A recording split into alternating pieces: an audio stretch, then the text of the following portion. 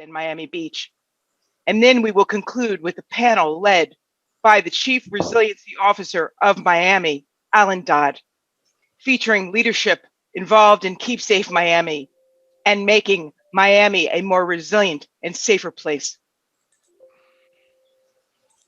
We will be opening chat as soon as we move through the program. Now, I would like to now formally welcome the Mayor of Miami, Francis K. X. Suarez, 43rd Mayor of Miami. Welcome. Thank you, Lori. It's an incredible honor to be here with all of you, and we're so thankful for this announcement and this collaboration, which we've been working on with, of course, our Resilient 305 partners, understanding that our goal in Miami is not just to make sure that we have a Miami that's here forever, which is important, of course, making sure that our city is resistant and resilient to any kind of not just climatic events, but also economic shocks, pandemics, and other kinds of earth-shattering events that can disrupt the way that we live and our quality of life. But we also want to make sure that Miami is here for everyone. We want to make sure that we don't exacerbate the stratification and the income inequality that we see, not just in Miami, but in cities throughout the United States and throughout the world. I've often said and beginning to say that income inequality is the challenge of my generation. And I believe that it is. And I think that it's going to take collaborations like the one that we're discussing here today with the private sector, the public sector, the philanthropic sector, and innovators in our community to come up with social equity solutions that are going to guarantee that the Miami that we create today and tomorrow is a Miami that we can be proud of and a Miami that will serve all Miamians.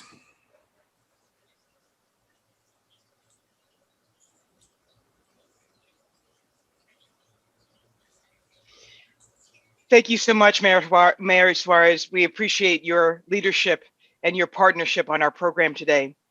We are now joined by a range of media partners from across Miami. So I would like to now ask if the Miami Herald has any questions for Mayor Suarez.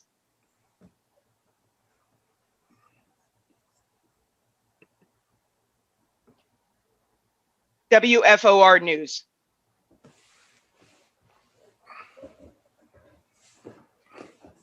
Sorry about that. This is Alex Harris with the Miami Herald. I was unable to ask a question for a moment, but Mayor Suarez, do you, when you're talking about this Keep Safe Miami program, how is it going to help local landowners and landlords keep their buildings safe? Well, the Keep Safe Miami program offers up to $500,000 in terms of its the entirety of the program to help identify where there are vulnerabilities in a particular real estate portfolio and to help tenants understand what retrofits need to be made to buildings to be able to keep those tenants there and prevent gentrification, which we see happening pre-climate, pre-pandemic, but it's certainly accelerating, not just with climate-related issues and with the pandemic, but it's also accelerating with the mass migration that we see happening from other parts of the country and other parts of the world. So we have to be very intentional in terms of our investment in making sure that we can do everything that we can to prevent that. We've done some of that through the Miami Forever Bond, but a partnership like this is one where we can continue to deliver on the promise of keeping properties affordable and preventing our residents from having to leave based on gentrification pressures. Can you explain a little bit more about how this program could prevent gentrification? I know the city is the first in the country to study the potential impact of climate gentrification, and there have been some ideas suggested, like changing tax policy. How does this program specifically address that risk?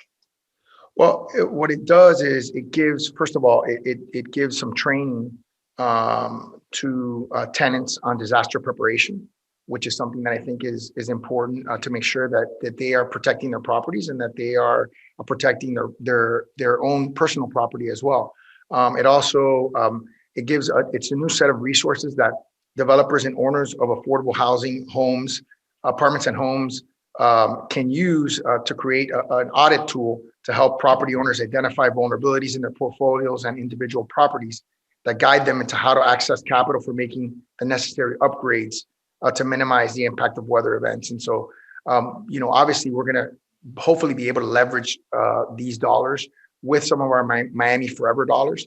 We had set aside, for example, $4 million in our Miami Forever bond to deal with climate resilient impacts, specifically related to homes and making sure that people can make energy efficient retrofits to their home as a grant program. So this is something that potentially we can layer on in commercial properties, so that their tenants are not being forced through upgrades to have to leave the places that they're in, and particularly in naturally occurring affordable housing stock that we have. And this tool that will show them the funding options, obviously some of these are probably, federal grants you can go for, state grants you can go for. Besides the $4 million set aside in the Miami Forever bond, what other city resources financially are going towards retrofitting some of these buildings?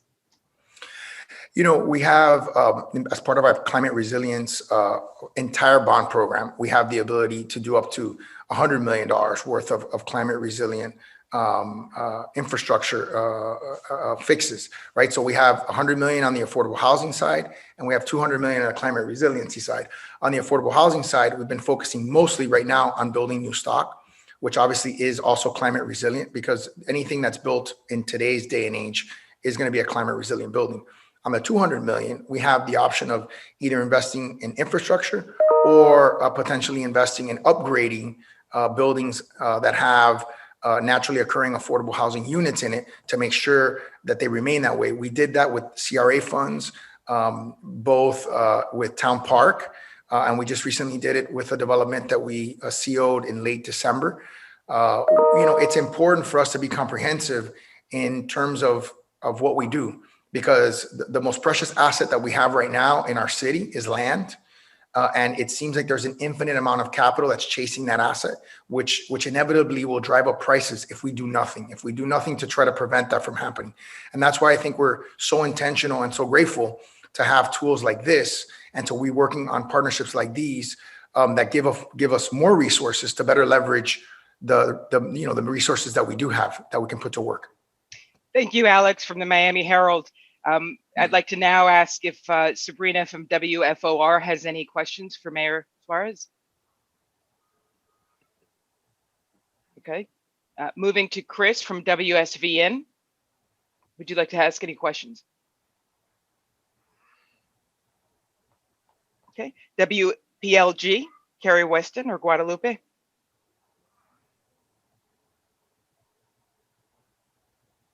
Okay, we have time for one more question. So News Radio 610.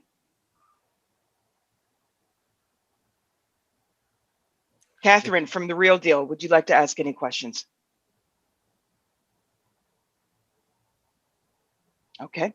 Thank you so much, Mayor Suarez. We are at Enterprise Community Partners elated to be in partnership with you and your incredible team. We wish you all the best, and thank you for your leadership on this most important topic in Miami. Thank you so much. I guess my presentation was so comprehensive that there wasn't that many questions. but listen, I want to thank Alex from the Miami Herald in particular for asking such good questions and for being so insightfully interested in this topic, because I think it is important that we continue to talk about this, that we continue to focus on it, and that we be intentional about it. And I think that the media has a role to play in that, in helping us tell our story, and making sure and holding us accountable at times. Thank you, Mayor Suarez. Have a good one. Now I'm so happy and honored to present Jacqueline Wagner, President of Solutions from Enterprise Community Partners. Thank you, Jacqueline. Well, good morning, everyone. Thank you, Lori. Thank you, Mayor Suarez. I'm so glad to be able to join you all today, because Keep Safe Miami is so exciting. Launching it means everyone here, and especially the housing providers who will participate in the program, is doing the work. This is about making homes truly resilient, keeping them affordable, and protecting families and communities from impacts of our changing climate. Nothing could be more urgent. Enterprise Community Partners is working to create a country where home and community are stepping stones to more. We know from 40 years of working at the national level and communities across the country that we can't do that without addressing climate resilience. In Miami and across the country, rising temperatures are causing climate disasters that are more frequent and cause more damage to people, housing, and infrastructure. In 2020, there were 25 weather events that each caused over $1 billion in damages, up from 18 the year before. That includes 9 hurricanes. In the past 15 years, millions of American homes have been damaged or destroyed by weather-related disasters. From Hurricane Katrina in the Gulf Coast to Superstorm Sandy in the Northeast to the wildfires in California, we've seen firsthand what happens when communities aren't prepared for the next disaster. And climate events don't impact everybody equally. We know that disasters disproportionately affect low-income communities and people of color. Poor communities and communities of color have the least access to institutions and resources to help them mitigate risk and prepare for the effects of climate change, and are more likely to live in areas and structures exposed to hazards. And all of the inequities in our communities have been exacerbated by COVID-19. This is true in Miami and in so many other cities nationwide. We have work to do. Affordable multifamily housing is a lifeline for tens of millions of households across the country. Stable, secure housing supports better health outcomes, economic mobility, and employability. But there is a severe shortage of homes that are affordable or available to low-income renters, and many of those homes are at risk. We need to plan not just for the storms coming this month or this year, but for the next year, 5 years from now, and the next generation. By increasing resiliency in our homes and communities, we preserve the supply of affordable homes. We can counteract those inequities that put the most vulnerable people in harm's way, and we can protect against the impacts of climate disasters. That's why we're so glad Miami is taking this seriously, and that's why Keep Safe Miami is so important. We are bringing in the best of tools and strategies we have before a disaster hits, so we can prevent the loss of life, mass displacement, and billions of dollars in damages that too many communities have suffered. If you own or manage a multifamily affordable housing property in Miami-Dade County, or if you know someone who does, please visit www.enterprisecommunity.org/keepsafemiami to register and begin the enrollment process. It's completely free investment in the future of your community and your city. We couldn't do this work without partners. I want to thank Mayor Suarez and the City of Miami Resilience and Public Works team, as well as the Department of Housing and Community Development, for working alongside us to launch Keep Safe Miami. I also want to thank the full team that came together to lend their expertise in resilience, building science, and affordable housing to create the program. Thanks to South Florida Community Development Coalition, Florida Housing Coalition, Communities United, Miami-Dade County, IBTS, and Dream & Green. I'm going to turn it back to my colleague Lori Schumann to keep things moving. But again, please register for Keep Safe Miami. Enterprise and our partners are here to work with you to preserve your homes and communities. And this program brings together the best resources we have to protect against changing climate. Thank you all and good day. Thank you so much, President Wagner. I'd like to now introduce Maria Scorsia, Vice President of JP Morgan Chase, Florida, our partner on this program. Maria. Thank you, Lori, and good morning, everyone. First, I want to acknowledge and thank Mayor Suarez for his leadership in this very important issue. Thank you also to Jacqueline and Enterprise Community Partners for your work in developing this tool. As we know, and as Jacqueline just mentioned, communities around the world are struggling to manage the impacts of natural disasters, such as severe weather and wildfires, which are being exacerbated by climate change. At JP Morgan Chase, we continue to work hard to help communities prepare to withstand these threats. In addition to our longstanding commitment to promoting inclusive economic growth, In 2019, our firm made a commitment to help certain at-risk communities, including Miami, become more resilient in the face of a natural disaster. The tool being launched today is part of this commitment, and we are proud to be a funder and a thought partner to this work. As we have heard today, Keep Safe Miami will help developers and property owners understand and mitigate vulnerabilities to climate change and natural disasters, and provide them with actionable strategies and guidance to address these vulnerabilities. And this is important because the tool will empower communities to take action and make important decisions in reducing the impact of extreme weather events, especially on our most vulnerable communities.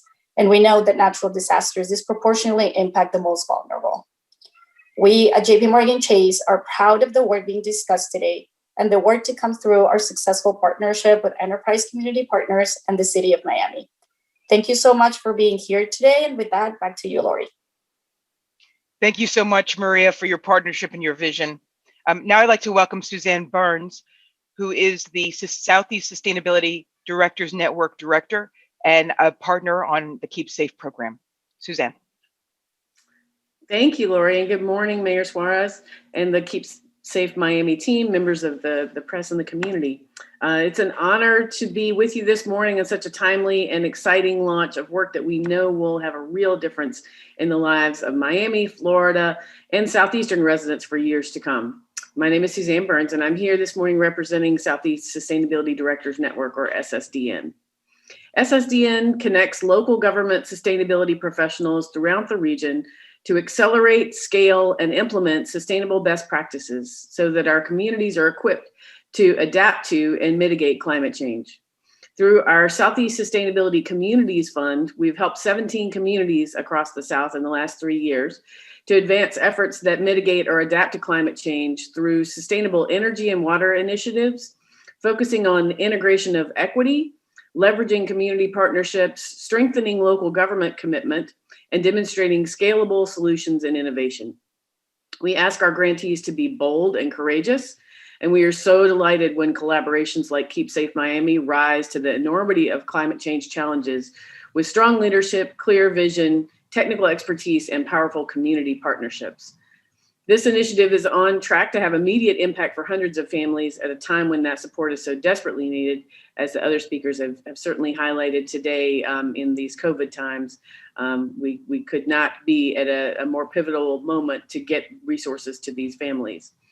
And critically, this support will not just reduce the immediate energy burden for these families, but will increase their ability to adapt to an uncertain future and climate. And at the same time, this program we see is really building a model that is widely scalable and adaptable to vulnerable multifamily community residents, not just in Florida, but across the region. We're particularly excited to see Keep Safe Miami take on what has been a really complex challenge of efficiency and the business case around that in a multifamily residential environment. This is something that has been a challenge across the US for far too long. We look forward to continued partnership with the team in the year ahead and to lifting up this model for the entire South. So congratulations on the launch today, and thank you so much. Thank you so much, Suzanne, for your partnership and your confidence in us. Now I'd like to turn to Sarah Haas, who's the director of the Enterprise Community Southeast Office and also a champion of this program. Great. Thanks, Lori.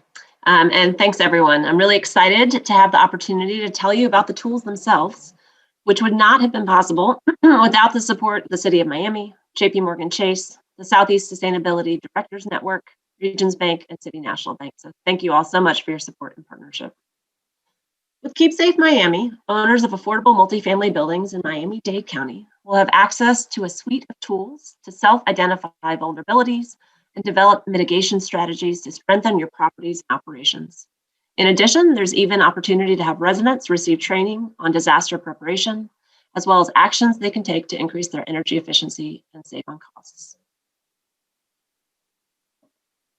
First, we'll tackle the resilience of your buildings through Portfolio Protect and Building Protect. We'll also get a sneak peek at these tools during a short video in just a moment. These tools are designed to be implemented directly by property owners and managers, enabling you to self-assess your risks and vulnerabilities. The Enterprise Portfolio Protect tool helps owners, operators, and developers of affordable housing understand which properties are at highest risk from flooding, fire, earthquakes, and other natural hazards.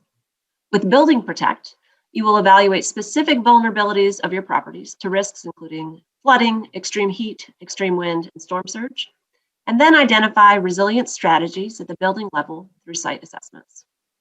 Lastly, our funding guide will provide guidance on how to access capital for making those necessary upgrades to minimize the impact of weather events. The Enterprise Business Continuity Toolkit for Affordable Housing equips multifamily affordable building owners and managers with a plan to address crisis, helping you to minimize damage and ensure a quick return to operation, support the safety, preparedness, and recovery of residents, and maintain key business operations throughout a disaster.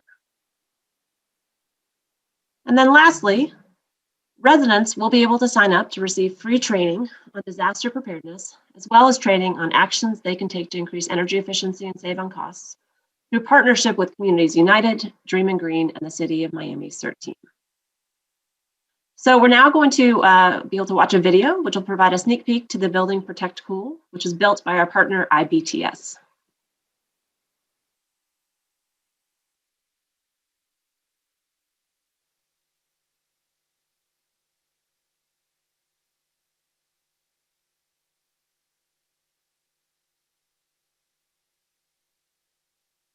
Enterprise community partners, the City of Miami, and other partners developed Keep Safe Miami to equip affordable multifamily property developers, owners, and operators with tools to assess their buildings' resilience to climate change and natural disasters, and provide them with actionable strategies and funding guidance to address these vulnerabilities.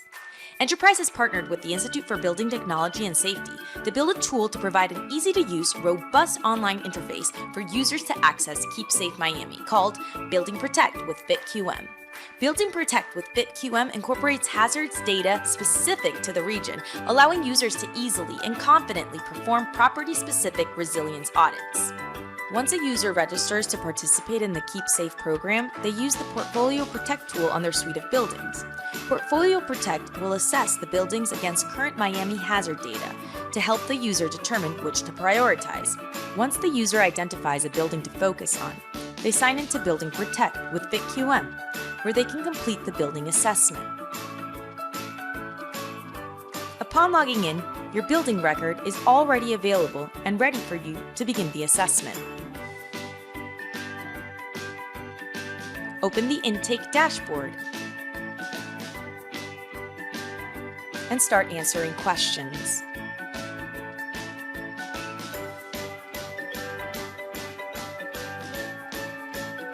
Once all answers are complete, simply submit your form for review.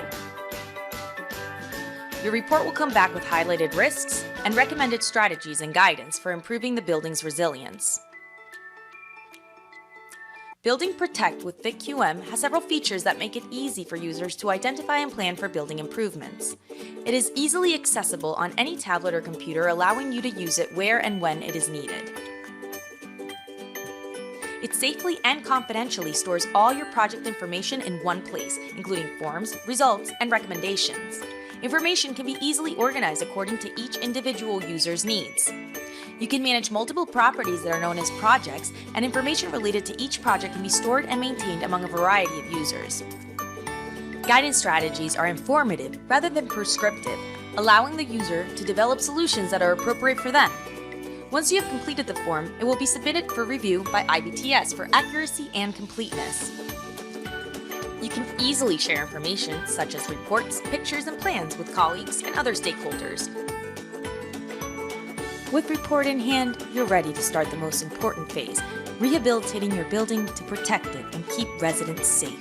Building Protect with BitQM is available to registered Keep Safe Miami users. Apply for Keep Safe Miami at enterprisecommunity.org/KeepSafeMiami to help keep Miami safe for generations to come.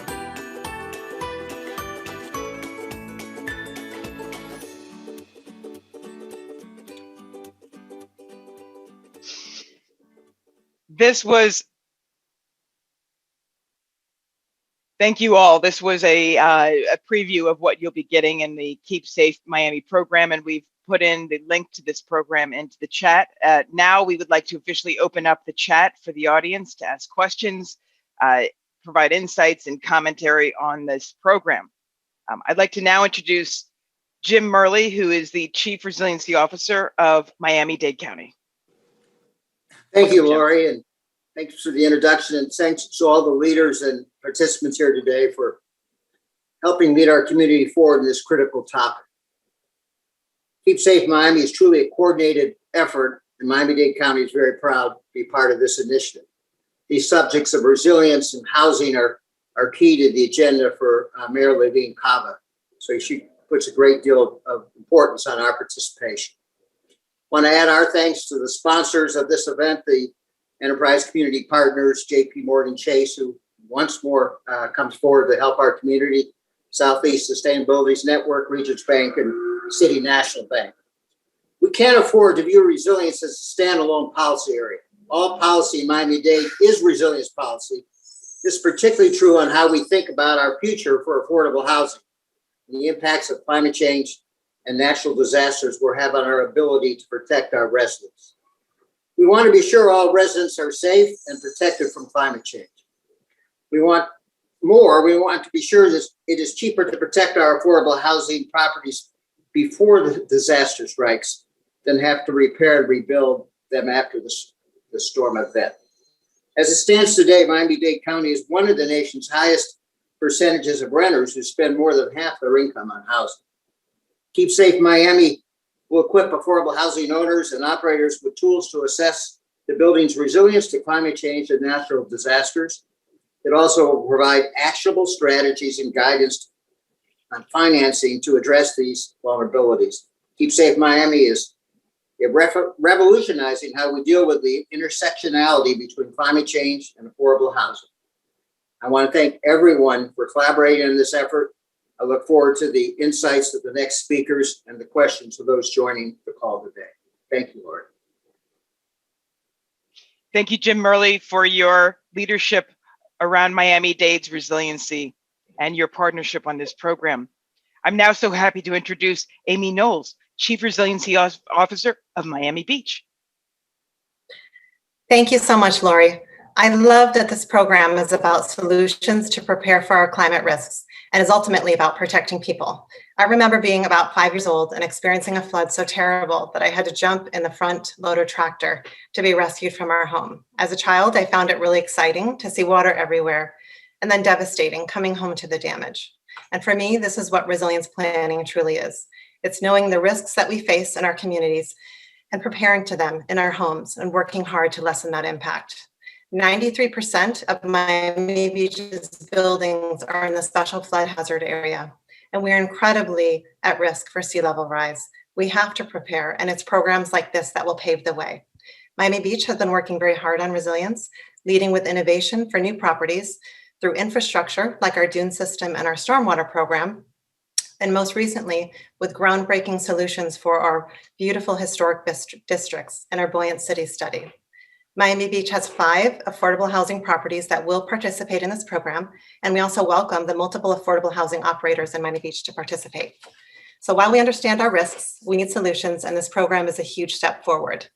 These efforts are focused on making generational protections, not just for the here and now, but for tomorrow and the families who will be living in housing then. Miami Beach has also taken a huge step in recently dedicating more than $600,000 to create a private property resilience fund.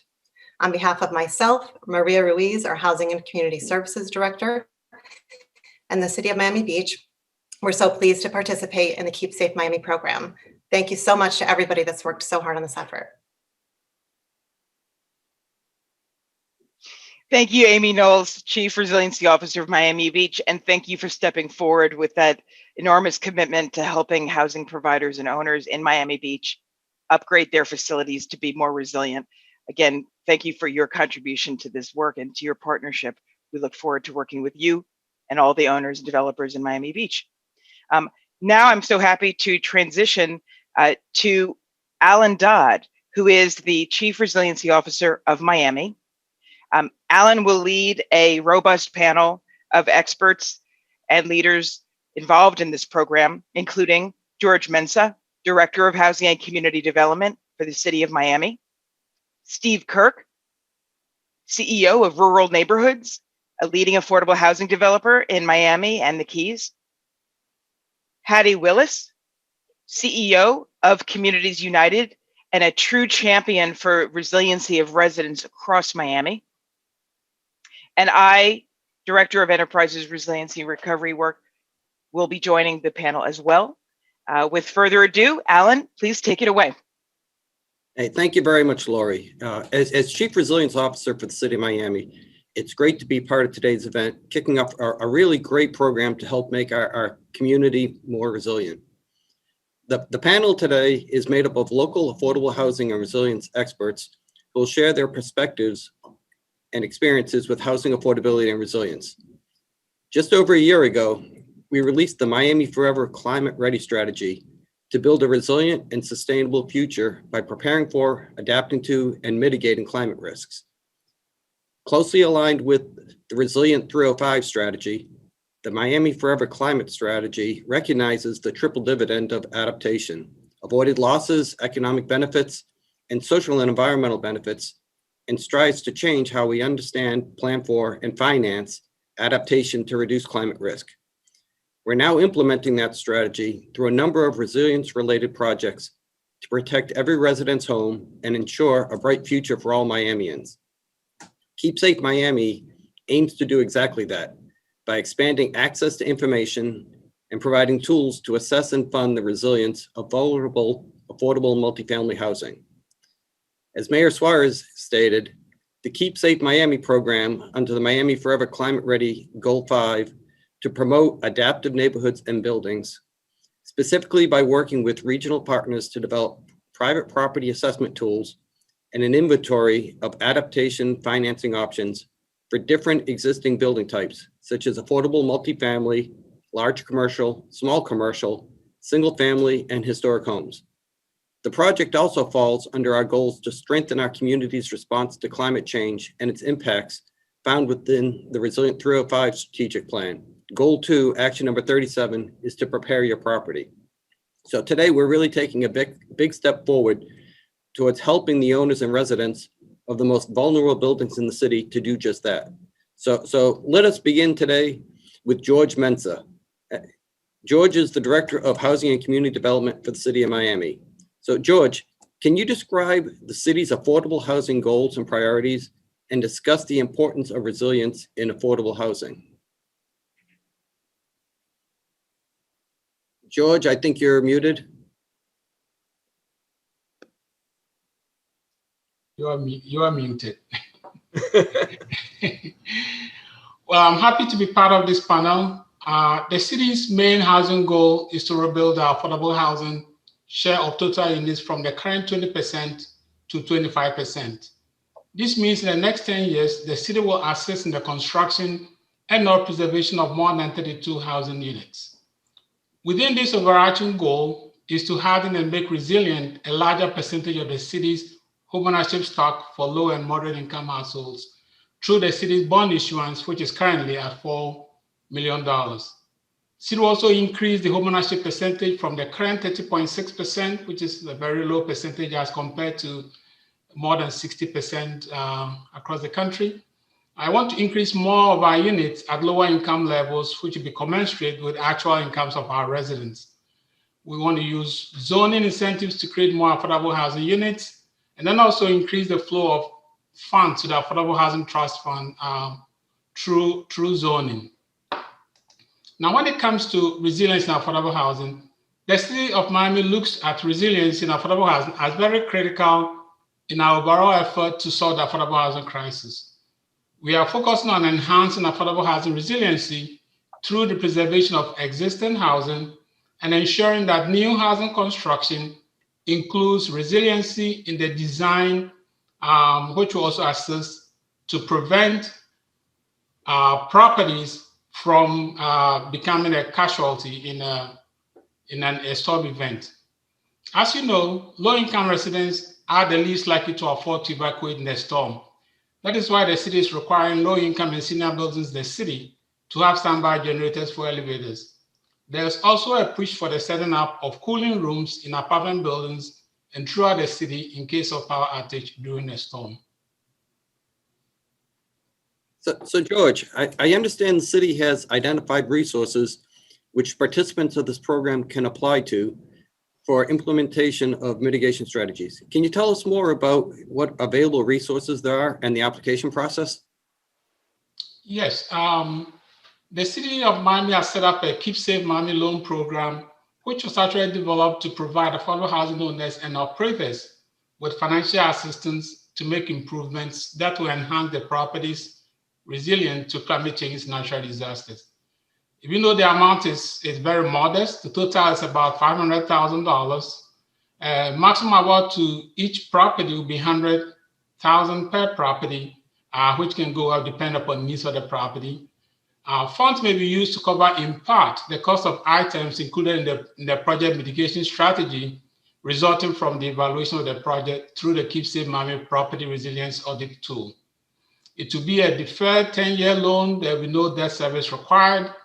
Multifamily buildings participating in the program will be 20 units or less, and 51% of all units must be rented to low-income families. Obviously, there will be a mortgage, a restrictive covenant, and all other necessary documents will be needed to make sure that there's timely rehabilitation and there will be annual compliance of the program. Application will be available on our website shortly and need to be processed on first come, first ready, first served basis. As the mayor has indicated, we also have $100 million in affordable housing bond issuance, and the provision of this $500,000 does not prohibit any property owner who needs a lot more than the amounts that we're providing to apply through our pipeline application for our bond program. Hey, thank you very much, George. What I'd like to do now is talk with Laurie Schroman, the Director of Enterprise's National Resilience and Recovery Work. So Laurie, why should an affordable housing owner access these tools? That's a good question, Alan. Why shouldn't an affordable housing owner access these tools? What we ask of the affordable housing owners and operators that join us in this effort is their time. We have gone to the expense of working with our partners like SSDN and Chase to build the leading edge tools that owners and operators need to understand their building's vulnerability to the climate risks that are present in Miami. Extreme heat, wind, flooding, and we're also including an attention to health through the program. So what we require of owners and operators is their time, the time of their staff, to really come to the table and dig deep into their buildings and understand what needs to improve in the buildings to ensure that those buildings are resilient. We're also working with Hattie in partnership with Dreen & Green to ensure that residents have the tools that they need to be resilient. And then further, we're providing support to the businesses themselves, the affordable housing owners, to build business continuity plans.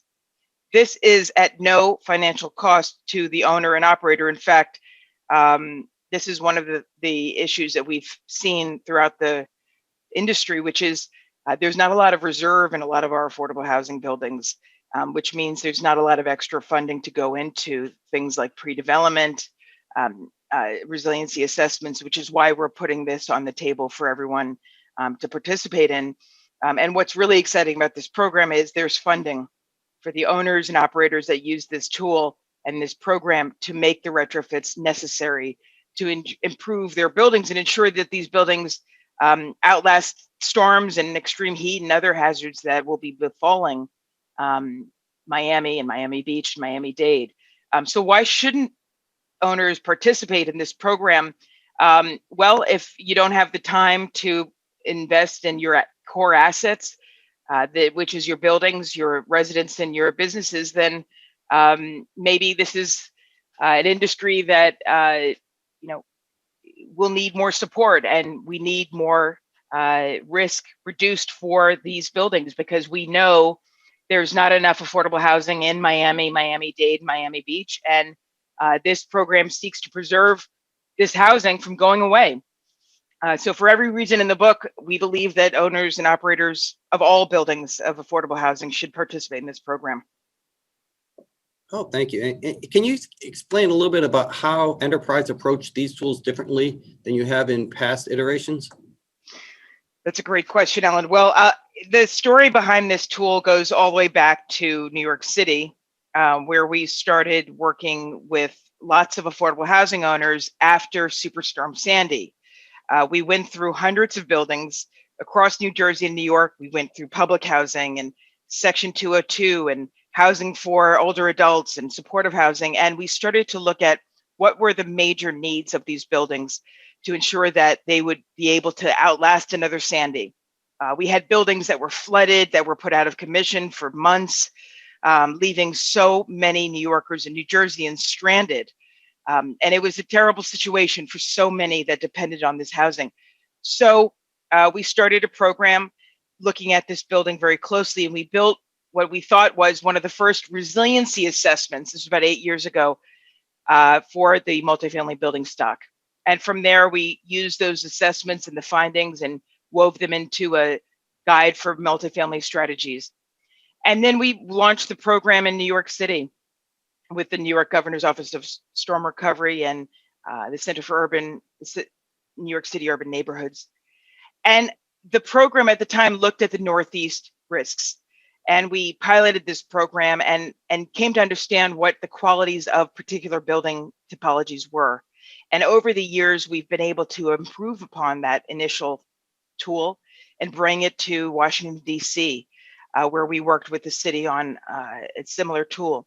But this is the latest and leading edge program because this is a do-it-yourself tool. We are not going to be sending in engineers to your buildings. We are providing you with a tool to self-assess. So for example, you'll be able to go into your buildings and literally walk through your building and self-assess at your own time and at your own, with your own people, your own staff, your building's vulnerabilities. So strangers will not be walking in your buildings. You can do this on your own. And what's really wonderful about this is a report will be generated without even touching or interfacing with an engineer and architect. You'll take that report, as the video said, and you'll bring it to your contractor, your architect of record. And what's wonderful about this program as well is the city is putting funding on the table for you. So this is a very different and much improved upon program, first of its kind, where we've got this beautiful and perfect blend of partners, tools, and resources, and as well as making sure that residents have what they need. So that's what makes this different, Alan, and what we think makes it vastly better than what has ever come before. No, thank you very much. What I'd like to do now is to move to Steve Kirk, who's the president of Rural Neighborhoods. So Steve, can you tell me what's changed in your thinking about resilience in your portfolio over time and why it's changed? Oh, Steve, I think you're muted. Thank you. Rural Neighborhoods is a nonprofit housing developer headquartered in Miami-Dade with 1,800 rental units. So we're practitioners. We have to be alert to these changes each and every day. We were born out of the aftermath of Hurricane Andrew, so resilience has been a cornerstone of much of our work. Nonetheless, some 10 storms later and ever-rising climate concerns, resilience now in the forefront of both our new development, our existing capital expenditures, and in acquisition rehab. Storms are stronger, insurance operating costs higher, and even the feasibility of built projects is a question mark. Unhealthy housing concerns become an increasing consideration. So Steve, why do we need to address resilience in affordable housing rehab and new construction? Well, the need for resilient measures in rehab of existing affordable housing unit arises from increasing storm strength and building age. Properties not in the wind-blown debris zones at the time of construction now seem far too close to Category 4 and Category 5 storms. Materials that have proved to fail in weaker storms, such as vinyl siding, demand replacement by hardy board or cementitious material. In new construction, site selection, given changes in flood zones, is given greater evaluation. Rural Neighborhoods recently renegotiated the parcel boundaries of a site we had under contract to escape even planned FEMA map changes that would have showed buildings located in a V velocity zone. So we're trying to get in front of these issues and not be in a situation in which a completed building finds itself in an untenable condition, even when map changes are not enacted. So with so many things that you need to consider, how do you prioritize which improvements to make? It's tough. Improvements are prioritized in part by risk and in part by financial feasibility and that's done portfolio wide. We maintain a list of desired improvements on each of our properties, and we match those with access to capital. You know, a roof replacement choice is a typical year 20 issue, regardless of resilience concerns. But today, the type of roof we might spec is going to address resilience, whether it's the materials, the underlayment, the fasteners. We're going to make those choices. But non-life cycle issues, such as perhaps generators to provide cooling space or improve drainage to reduce the risk of flooding, those are generally tend to be capital driven in terms of our prioritization. Those are not things that we've been putting monies into replacement reserves for. So as a consequence, the available sources dictate timelines. It's an unfortunate circumstance, but it proves that those who are practitioners need to be ever vigilant to financing opportunities. And talking about financing, can you tell me about what type of financing resources you typically have access to when you're trying to make these type of improvements? We look at everything. We try everything. Historically, federal HUD home funds, CDBG funds have been critical grant sources to our properties. We are active participants with Florida Housing Finance Corporation, and their funds have led to investment, particularly in those issues where we're doing acquisition rehab. And I think that I would say that our experience has shown that rehabilitation, scheduled at acquisition, is probably the most successful and practical opportunity to address climate change issues. It's a moment in which one's securing at least funds to assume debt or to create new debt, potentially re-syndicate properties. That's really the primary opportunity to tackle rehabilitation issues. And I think, as George mentioned before, when it comes to new construction, these are elements of initial planning. If one can't incorporate these issues in your new construction, then perhaps that new construction shouldn't go forward, because the economic life of these buildings puts those of us in Miami-Dade County in a completely different climate 30 years from where we are today, when those mortgages begin to expire, and 50 years later, clearly, when we still have land use restrictions guaranteeing that we will provide affordable housing to Miami-Dade citizens. So I think it's really a go, no-go decision in regards to new construction. And one just has to be ever vigilant for opportunities in rehabilitation. No, thank you very much. That was really interesting. What I'd like to do now is shift to Hattie Willis, who is the Executive Director from Communities United.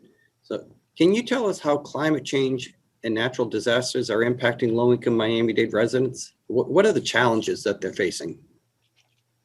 Right now, I say it's really hard. It's like a pandemic on top of a pandemic.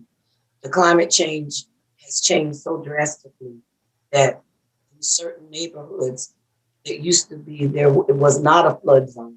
It's not considered a flood zone, but in these neighborhoods, the houses in the 60s and some of them even in the 40s, now those homes have become in a flood zone. And that's because of the climate change. The direction is moving. So you have a shift in the weather pattern on top of the fact that we've had multiple hurricanes, which everyone's discussed. The roofs are unstable. The windows are in poor condition. And so it causes for mold, mildew, things of that nature in the housing. They cannot afford to pay the payments, to make the money that they would need in order to repairs. Second thing on top of that, if the house is not in a certain condition, then they can't get insurance. So they have another pandemic on top of that. The ones that are living in the affordable housing, that are living in the apartment complexes, you have lack of ventilation. You don't, if a disaster or hurricane or disaster does come, you need to come down lower than the 4th floor. They don't have the proper generators to house and facilitate a facility like that. And now that we have a pandemic, you did have to come down. You couldn't come because now we have the covert and you can't be in a room together. So you find yourself with layers. There's layers of each thing. And the one thing that's most sad of it is the houses that are being repaired and instead of being repaired in the city, the county is doing their best to do it. It causes, there's no longer something called affordable housing. That's a problem. So now housing has to go up. The landlord has to raise prices because he's got to put this money inside of the house. So the people who are making low income wages are senior citizens. They're being impacted on the side of financial as well on the other side of not having the proper housing that they need.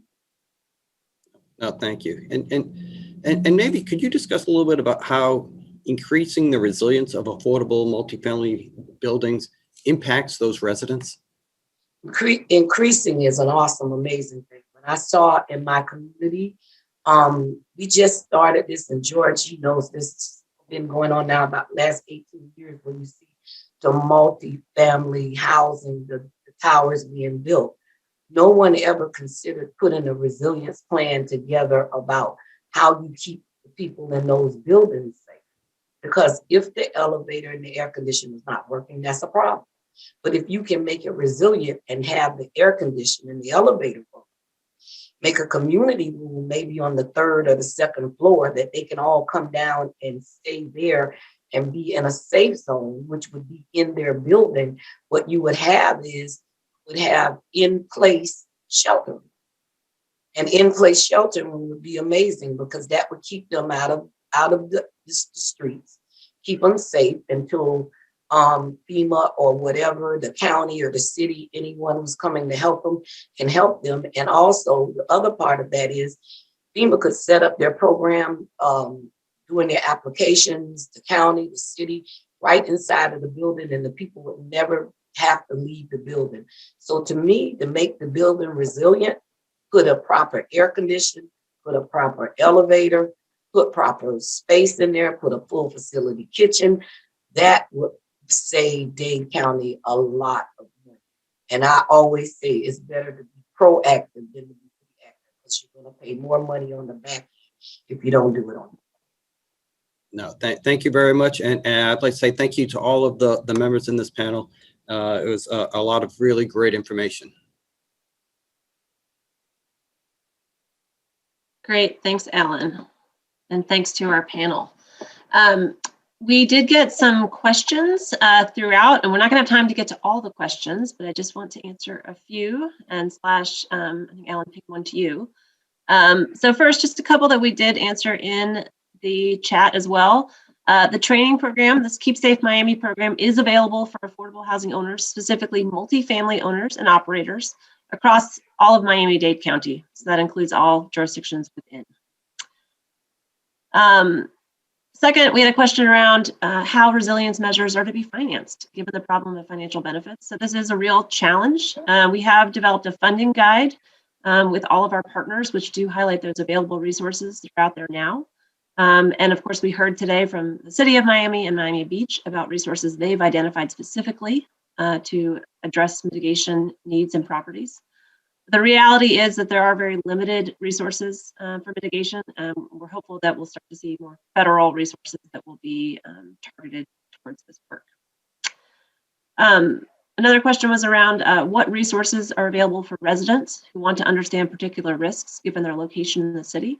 I want to highlight two, one being the Enterprise Portfolio Protect tool. If you go to enterprisecommunity.org/KeepSafeMiami, you can link to this tool. Anyone can access this tool at any time. You can enter your address and receive a report highlighting risks and vulnerabilities. In addition, the University of Miami has released an additional layer on their MAP affordability project, which has data related to sea level rise and climate change. That was also supported by JP Morgan Chase and is an amazing tool. So I recommend folks check that out too. Alan, I'm gonna ask you one question before we then fully close out. We had a question from the City of Boston. As part of the city permit process, project teams for waterfront properties and those located in flood zones need to complete a climate resiliency checklist when they have to lay out design strategies. Does the City of Miami have a framework such as that, a checklist for new construction or rehab that folks take into account? Well, we don't have a final checklist, but we do go through a lot of the pieces that would be part of that, looking at sea level rise implications, looking at seawall design, and how the stormwater system would help to protect those buildings. It is a very iterative process that we involve our planning department, the zoning department, police and fire and others to look holistically at any new development to make sure that it's built in a resilient way. Great. Well, thanks, Alan, and thanks to our panel. Just gonna close us out now. Yep, we're coming up. There we are. Just thank you again, everyone, for joining us today for the launch of Keep Safe Miami. Please visit enterprisecommunity.org/Keep Safe Miami to register for the upcoming training webinars and to apply to assess your affordable multifamily building using the Keep Safe Miami tools. We'll have 2 introductory trainings, March 4th and 24th, with the same content, and please plan to register to attend one of those trainings. I next want to thank the entire team who helped us bring this work to bear. Couldn't have done it without all of these folks, from our funders to our local partners to our consultant team partner, IBTS, who helped us to actually develop these tools. And again, just a reminder to visit this website. It's in the chat as well. And also, if you have questions, please feel free to reach out to me, Sarah Haas, shaas@enterprisecommunity.org. We will also follow up with the questions we weren't able to get to today. We know we had some other great ones, and so we'll make sure to send responses out to all the folks who attended the webinar. So thank you again to all of our speakers, our presenters, our funders and partners, and all the attendees, and we look forward to working with everyone as the program kicks off. Thanks all.